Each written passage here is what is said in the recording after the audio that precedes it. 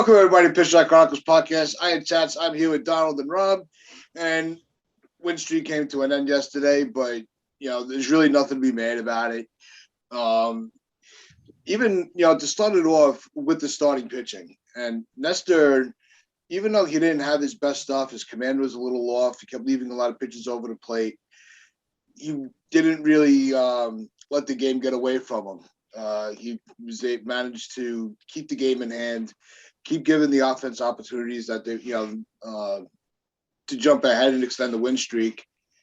But when you're coming off an 11-game winning streak and they're playing that the way that they're playing, and they were giving themselves the opportunities yesterday that they were, it's just one of those, you just turn around at the end of the game and go, it just wasn't our night.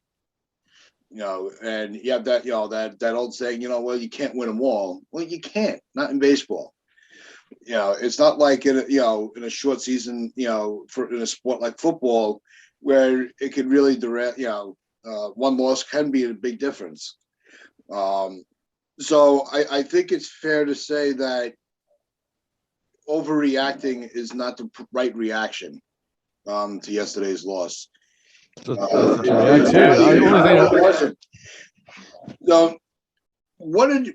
did you guys feel was the biggest key to what did hold them back from taking that game? The umpire.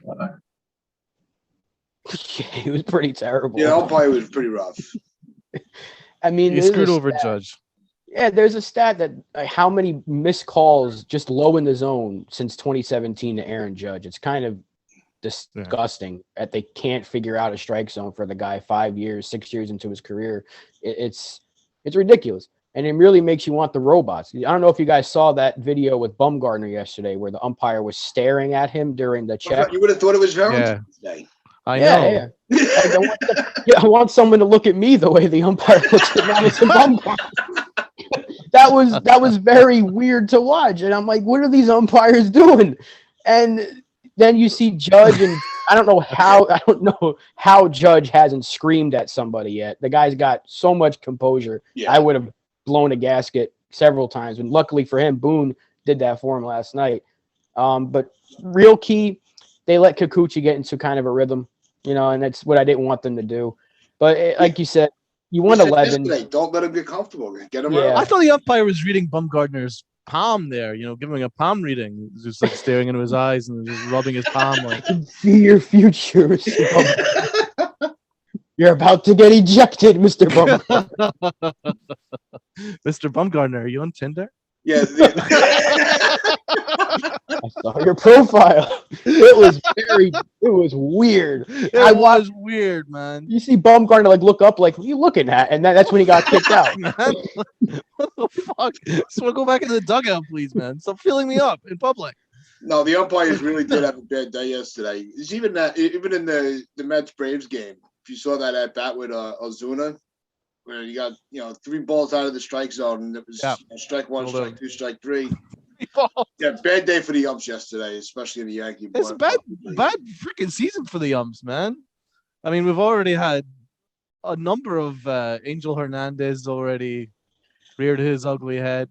Right, well, it's not baseball. I'm not bitching about it, Angel Hernandez. It's unbelievable at this point, man. These guys get away with murder. But they screwed over Aaron Judge. And here's why I take this as a win, right? Okay. To quote White Man Can't Jump, sometimes when you lose, you really win. I actually viewed yesterday as kind of a dub. Here's why. First of all, it took a sliding grab from Vlad in order just to get the final out there. And then he started celebrating like they'd won the World Series just to take one game out of a home series against the Yankees, who they're supposed to be miles better than. So I take that as a W, because that means that we're in their heads. That's just a fact. We're now in their heads, right? He's having to beat his chest like, we got one win, right? I mean, it was even questionable. I mean, it took like instant replay and just to figure out whether we actually got that run across, because it's debatable. I think if the first Yeah, if the first base umpire, I think if he actually called that safe, I don't think they would have overturned it because there was no evidence to prove the contrary, Yeah.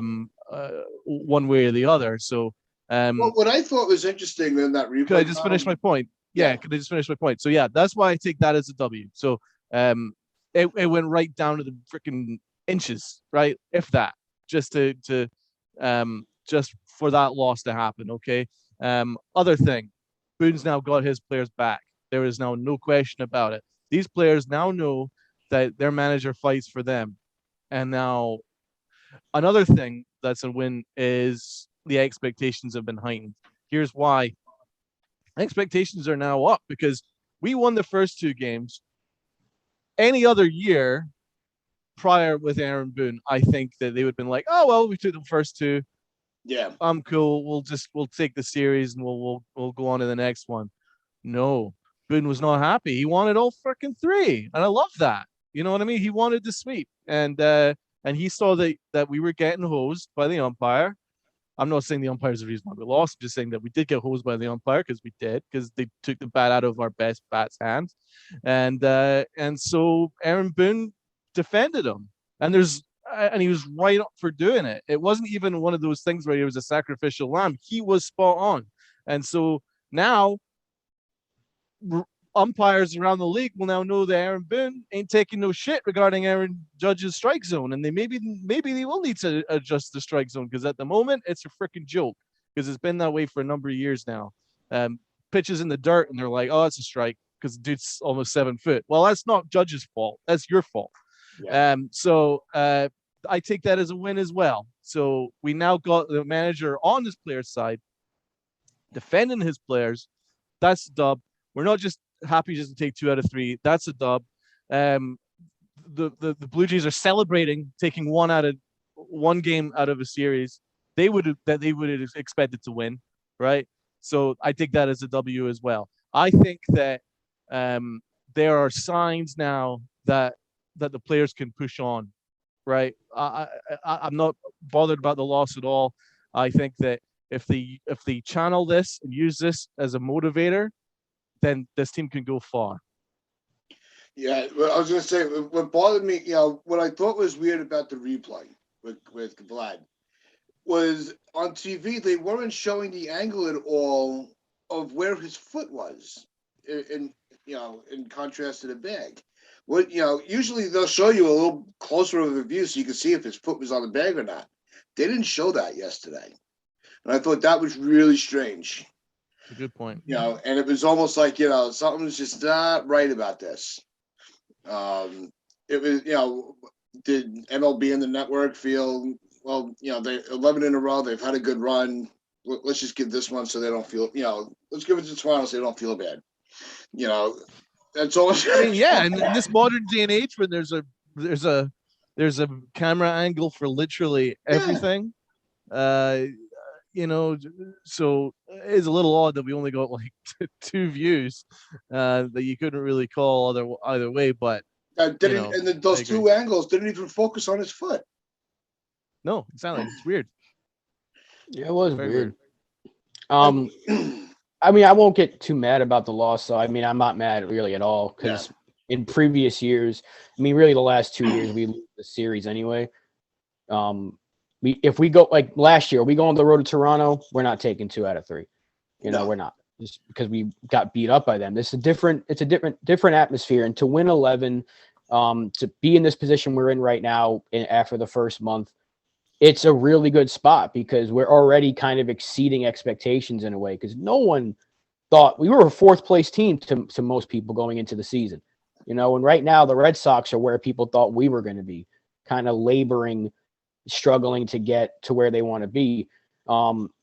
We beat some bad teams. I won't say Detroit's a bad team, but they're not great. We're winning, we're beating the teams we're supposed to beat. Yeah, but we're also beating teams that we need to beat. We need to beat Toronto, especially on the road in Toronto. That is the key to me. We took 2 out of 3. Very well could have swept them had one of those 9th inning swings gone over their heads or something. Gallo, I think Gallo walking might have been the worst thing because if he made contact, he homered last night, which was great. which I asked for, so he answered. Gabagool. I wanted to see another one. Aaron Hicks with the bat in his hands with runners on base. I would rather him drop a bunt. He's just not doing anything. Do something, yeah. Yeah. But they fought though, and last year they would have probably gone down 1-2-3 in the ninth, but they put up good at bats the entire inning. Stanton got a hit, Donaldson followed. I do question why they didn't send Lil Castro at all, why he wasn't trying to steal. Because on Donaldson's hit, had he stolen second, he probably would have scored. And we could have had a tie game, maybe go to extras, but they at least put up the effort that we haven't seen from them in the ninth inning. So that was a good sign. And hey, we get the day off, go back home, and hopefully start a new streak. We don't need to win 11 in a row again. It'd be great, but don't let them win series. That's it. Yeah, keep winning series and keep winning games, and let what happened last night be something that can get you going. Boone's got our backs. Hey, we took 2 out of 3. Let's go back home and beat Texas. They got to just have that mentality that they're better than everybody, even though they might not be. Just got to have that mentality. Say we got to go out there. Every game's got to be treated the same way. What about Aaron Boone? Aaron Hicks. How bad is he runners in scoring position? Holy moly! I mean, there's few certainties in life, but one of the certainties is him screwing up runners in scoring position. He is absolute garbage. The best way I could describe Aaron Hicks is a word that rhymes with bunt.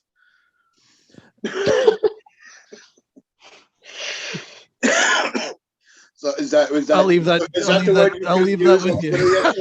I'll leave that with you, Thomas.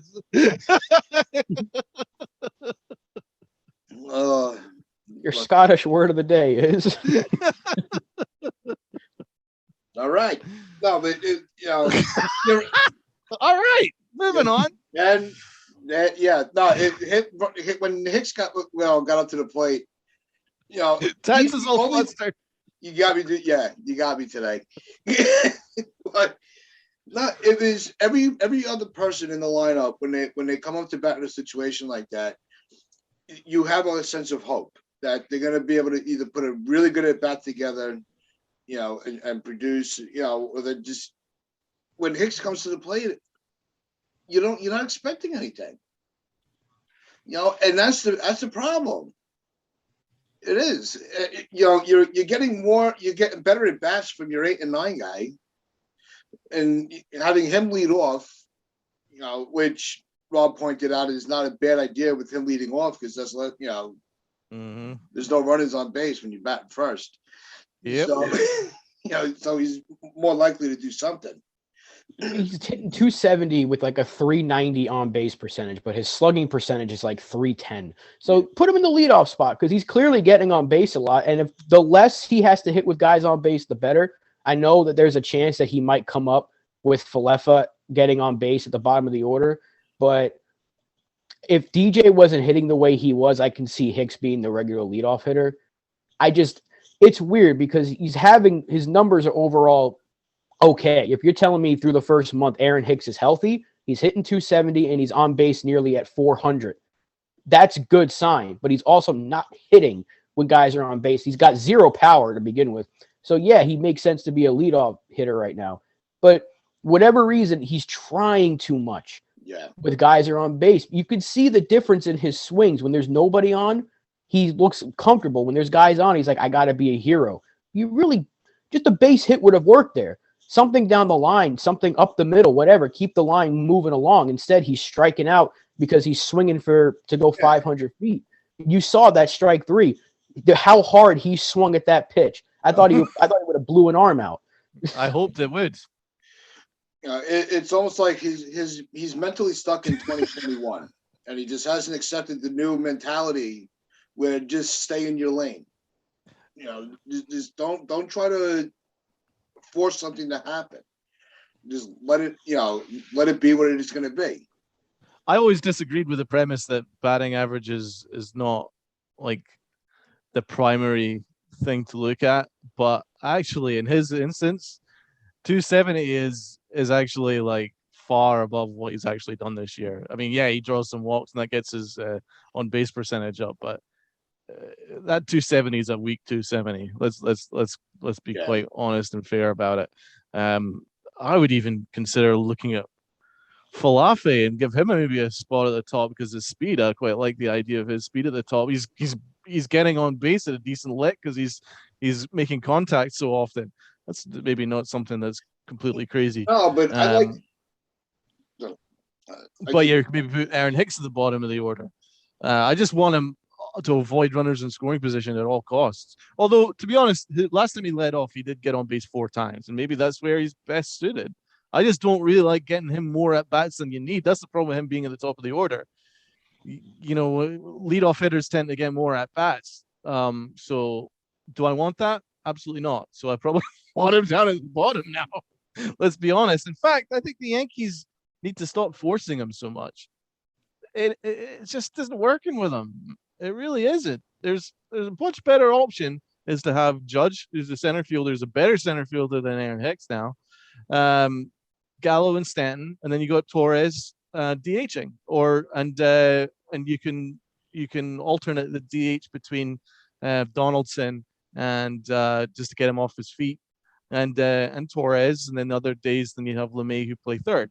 The rest of the time he plays second, and that is the best constitution of a Yankee lineup. It really is. Like I don't think there's any debate about it. That is the best constitution of this Yankee lineup because it means we get all our best bats in there and our best defensive alignment. So it just makes the most sense to me, and it gets Aaron Hicks the hell away from my ball club. I cannot stand that man.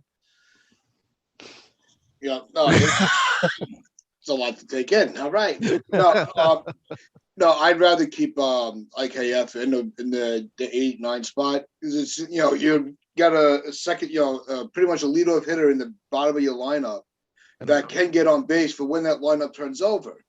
The problem is if they're going to continue to have Hicks in a leadoff spot from time to if they're going to try using him in a leadoff spot from time to time, maybe those are the games you adjust where you have Falefa in the bottom. And if LeMahieu is going to be a leadoff guy, then you feel more confident that something's going to go around with him in the bottom. You want to get as many runners on base as you can for when that lineup turns over. If you have Hicks at the top of the order, he's drawing walks the way he is, which is basically his best trait right now. We're getting the occasional single. Because that's basically what all he's doing right now is getting singles, a couple of doubles, and walking. Put him at the top of the order. Put LeMahieu in the 5 spot or the 6 spot where Hicks was last night. LeMahieu's much better with runners on base. I don't need LeMahieu at the top of the order. You know he's going to hit no matter where you put him. If Aaron Hicks is better with guys not on base, fine. And you know what? If Falefa hits 8th or 9th and he gets on base and Hicks comes up, then maybe he comes through. But I would rather him have at the top of the order because he was really good the other night. Like Donald said, he got on base 4 times leading off. Last night he bats 6 and he went 0 for 3 with a walk. And he struck out twice. In a big moment in the 9th inning, like I said, look at that swing again when he struck out in the 9th. He was trying to go 500 feet to right field. He overswung tremendously on a pitch that was kind of hittable. I mean, it was high heat, but still a lot of guys are going to turn on that nowadays. Mm-hmm. He was trying too hard, and that's what he's been doing with guys on base. Every other time he's hitting, he's not doing that. He's making good contact. He's making level swings. I don't need Aaron Hicks to be a 30 home run guy. We have enough power in this lineup. Everything he's been doing when there's no one on base, do that every time. Just keep that same approach, but his approach is changing when guys are getting on base. And obviously you want to try to get the runner in. I get it, but he's over-swinging. He's trying to be the hero. This is a different era now because I can't believe that Sal Romano is actually a closer. I don't think his stuff is closer material. And there's nothing that I saw last night which would make me overly afraid of facing him down. I think that his fastball is pretty flat, and I think is very hittable. But I don't think there's too much movement on it. I just think that Aaron Hicks whiffed on it. I think if you timed it right, you nail it. I mean, just as Josh Donaldson did. Exactly. Josh Donaldson, that was a fat fastball right down the middle of the plate. and he got on top of it. I mean, even if he got under, it's probably a home run. It was that much right down the middle of the plate. But at least Donaldson didn't do too much with it. He just took it and got a big single. Why no one else took that approach after him, I have no idea. It's just kind of simple. It's basics of baseball. It's like Aaron Hicks screwed up right there, because you're right. He's not buying into what we've been doing lately. So that's kind of frustrating. I think even if anyone, I would have preferred anyone else in that spot. Anyone else in that spot but him. Well, no, if he didn't go outside his ability, he doesn't. He was up there trying to swing for for the home run, and we didn't need that. We just needed to keep moving the line, keep the pressure on. You can go station to station and still be a big contributor to a game than hitting a home run in the ninth inning. Let the next guy behind you bring in another run and keep the pressure on the pitcher. Once they got pressure on Romano, that's when he started to struggle. Mm-hmm. And then they got, he was able to get Hicks to the plate. That is still, like I said before, stuck in last year's mentality of, let's force something to happen. Not, he went outside his ability. His ability is to make contact and walk, put pressure, a good eye at the plate. That's what we expect from Hicks. But unfortunately, like Donald said, what we got out of him in the ninth inning last night is really what we expect from him. Mm-hmm. He's going to try to force it. Hicks's numbers, I just found them right here. With no one on base, he's hitting .371 with the .488 on base percentage. With runners in scoring position, he's hitting .133 with the .263 on base. And the only time he's driven in a run is when the runner has been on third. So he's not hitting with runners in scoring position at all. 133 compared to 371. That tells the story right there. And I don't want to keep picking on the guy because he's playing better than I thought he would because he's on the field. But it's just everyone else has seemed to contribute with guys on base this year at some capacity. Even Donaldson, who's starting to heat up because his hit streak continued. Same with Stanton. That ninth inning, he smacked a Romano pitch right back up the middle. Mm-hmm. So everybody else is getting the job done. But when he comes up with runners on base, it's like, and I tweeted it out, clockwork. He's not going to come through. It just hasn't been the case yet.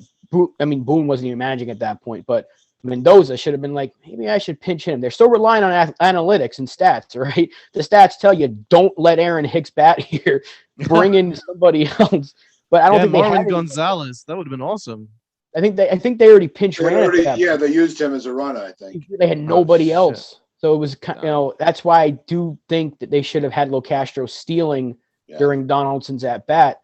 Because Romano was clearly affected. That man's delivery takes 9 years anyway. He needs a pitch clock. And he was affected by Locastro. They should have stole. Probably would have tied the game. And maybe the at-bat with Hicks goes differently if the momentum's on our side, which it kind of was. But by not having Locastro steal, I was like, why are they not sending him? The reason he's pinch running is for that reason, to get him in scoring position. But it's just that's my only issue right now is Aaron Hicks cannot hit with runners in scoring position. He can't. And the stats back it up. And it sucks because I'm happy to see him healthy because he is producing to a degree, just not when guys are on base. So put him in the leadoff spot, have him start the game and draw a walk, and then maybe we score a run in the first. You know what they always say, though, about bad defenders? The ball will always find you. And it's the same with bad offensive players. You will always they will always end up coming up in the spot and you least want them to come up. And so my only answer to that is not have him in the lineup at all and go with actually a good 1 through 9. Then we don't have this discussion anymore. But top of the ninth leading off, you need a walk. That's when you put him in the game. Pinch hit him. Pinch hit him in the ninth inning. Bases empty. It's like, here we go. Perfect. Go up there and look at 4 pitches to get on first. That's true. All right. Let's go to wrap up this week's show.